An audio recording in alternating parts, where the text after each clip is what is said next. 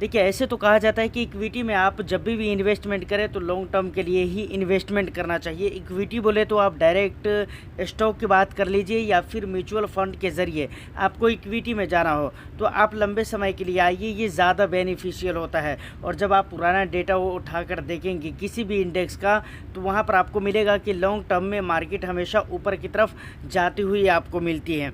लेकिन कभी कभार क्या होता है कि हम शॉर्ट टर्म के लिए भी फंड तलाश कर रहे होते हैं, बहुत सारे लोग ऐसे हैं। तो शॉर्ट टर्म के लिए कौन कौन से फंड बेहतर हो सकते हैं उसके ऊपर हम आज की इस वीडियो में डिटेल्स में बात करेंगे। और दूसरी बात और भी कुछ ज़रूरी बातें होगी और टॉप 10 फंड्स भी मैं आपको बताने वाला हूं जो आप शॉर्ट टर्म के लिए, शॉर्ट बोले तो कितना शॉर्ट होना चाहिए वो भी मैं आपको क्लियर करके बताऊंगा, उसके रिटर्न्स भी बताऊंगा। तो वीडियो को लाइक कर दीजिए, शेयर कर दीजिए। चैनल को अगर अभी तक सब्सक्राइब नहीं किया है तो चैनल को भी ज़रूर सब्सक्राइब कर लीजिए। देखिए, एक्चुअली में होता क्या है, चाहे वो कोई सा भी इंडेक्स हो, मैं इससे पहले की भी वीडियो में इस बात को बता चुका हूँ। लार्ज कैप ले लीजिए, आप निफ्टी 50 ले लीजिए, सेंसेक्स ले लीजिए, S&P BSE, small cap, large cap, mid cap, कोई भी कैप ले लीजिए। आप जब उस इंडेक्स के डेटा को उठा कर देखेंगे तो आपको पता चलेगा कि लॉन्ग ड्यूरेशन में उसने अच्छा रिटर्न्स दिया है। शॉर्ट ड्यूरेशन में कभी कभार आपको हो सकता है कि बहुत बुरा उसका प्रदर्शन देखने को मिला हो, लेकिन लॉन्ग ड्यूरेशन में अच्छे रिटर्न्स रहते हैं। तो आपको लॉन्ग ड्यूरेशन में ही आना चाहिए। लेकिन अगर आपको शॉर्ट टर्म में इन्वेस्टमेंट करना है, शॉर्ट टर्म का मतलब ये नहीं है टैक्स वाला शॉर्ट टर्म जो 1 साल के बाद 12 महीने के बाद वो लॉन्ग टर्म हो जाता है और 12 महीने से पहले पहले वो शॉर्ट टर्म रहता है, वो वाला शॉर्ट टर्म नहीं। इक्विटी में शॉर्ट टर्म बोले तो इन्वेस्टमेंट के अकॉर्डिंग तो वहाँ पर मतलब ये होता है 3 साल और 5 साल के लिए अगर आप इन्वेस्टमेंट करना चाहते हैं, चाहे आप शॉर्ट टर्म का जो भी मतलब लेते हों। लेकिन इस वीडियो में जो शॉर्ट टर्म का मतलब मैं लेने वाला हूँ वो यही कि 3 साल और 5 साल के लिए अगर आप इन्वेस्टमेंट करने चाहते हैं तो कौन से फंड्स हो सकते हैं बेहतर आपके लिए। देखिए, यहाँ पर जो फंड मैं आपको बताने वाला हूँ वो कई सारे कैटेगरी के फंड्स हैं।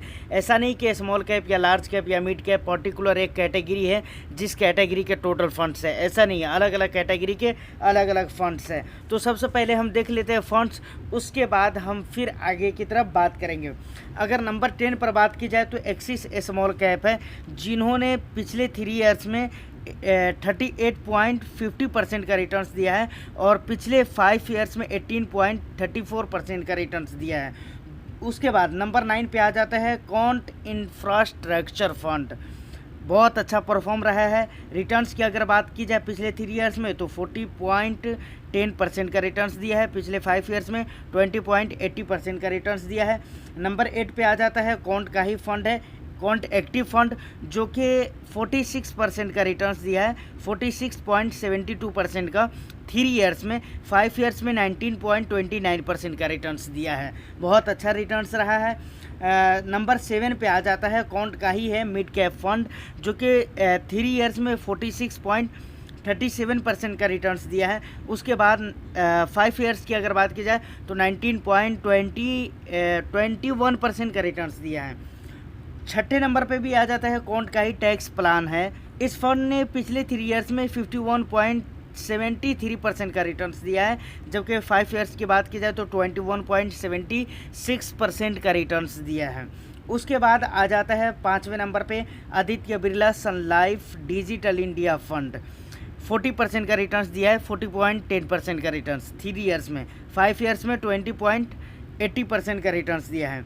उसके बाद चौथे नंबर पे आ जाता है SBI टेक्नोलॉजी अपॉर्चुनिटीज़ फंड, जो कि पिछले 3 ईयर्स में 36.75% का रिटर्न्स दिया है। अगर वहीं पर 5 ईयर्स की बात की जाए तो 20.84% का रिटर्न्स दिया है।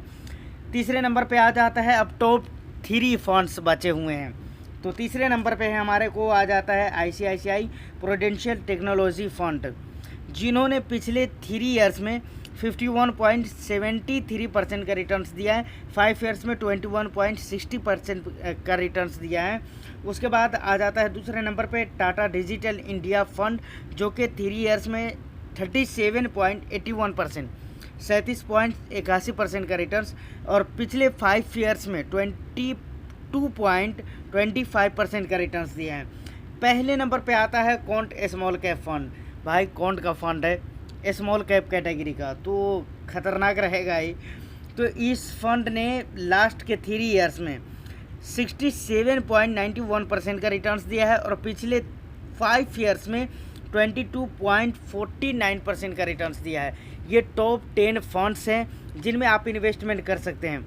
अब एक चीज़ मैं यहाँ पर क्लियर करना चाहूँगा, बहुत सारे लोग ये गौर करे होंगे कि भाई मैंने जिस फंड में इन्वेस्टमेंट किया है वो फ़ंड इसमें है या नहीं है।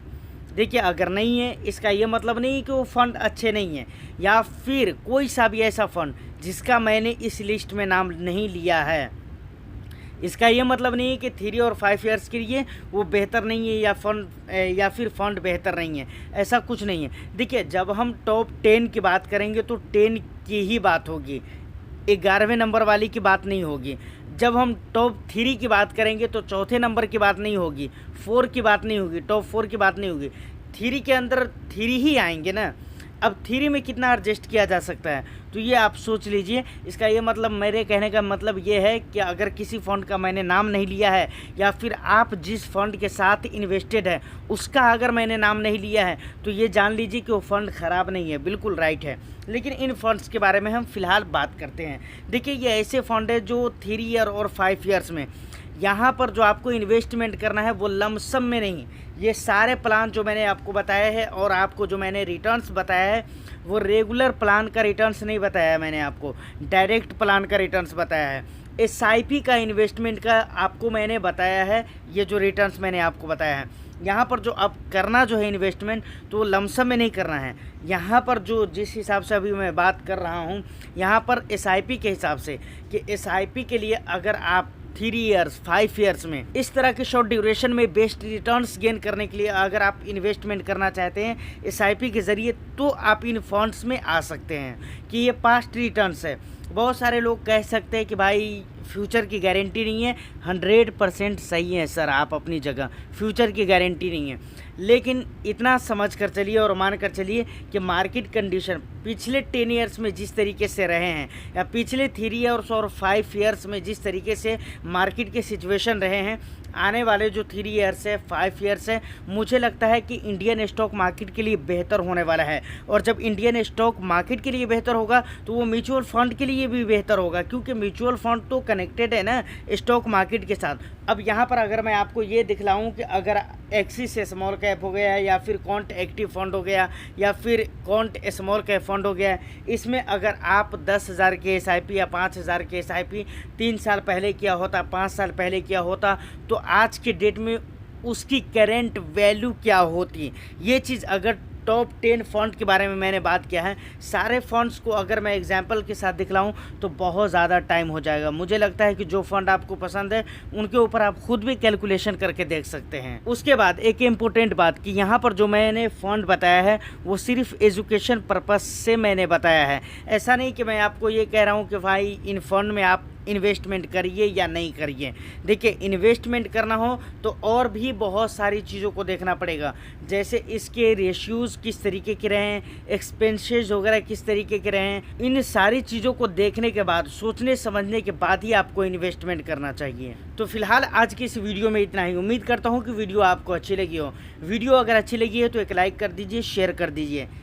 चैनल को सब्सक्राइब नहीं किया तो चैनल को भी ज़रूर सब्सक्राइब कर लें। मैं फिर मिलता हूँ किसी नेक्स्ट वीडियो में, जब तक के लिए all the best. Thank you for watching.